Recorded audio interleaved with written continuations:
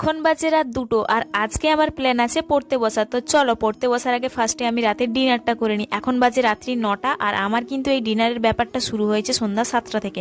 মানে আমি বিকাল 5টা থেকে সন্ধ্যা 7টা পর্যন্ত পড়তে বসেছি। পড়তে বসার পরে তারপর 7টা থেকে 9টা পর্যন্ত কন্টিনিউ রান্না বান্না করে যে খাবারগুলো দেখতে পাচ্ছ আমি আর ঠাকুমা মিলে বানিয়েছি। তারপর এখানে খাবারের টেবিলে সাজিয়ে নিয়েছি, জল গ্লাস নিয়ে চলে এসেছি। আমি খাওয়ার সময় সবসময় এরকম একসাথে সুন্দর করে সাজিয়ে গুছিয়ে খাই। আর আমি খাওয়ার আগে আমার ঠাকুমাকে খাইয়ে দেবো না, এটা তো হতেই পারে না।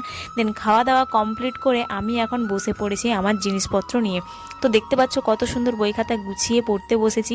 আর পড়তে পড়তে আমার যখন ঘুম পাই তখন আমি এরকম জল খেয়ে আমার ঘুমের ক্লান্তিটা কাটিয়ে নিই।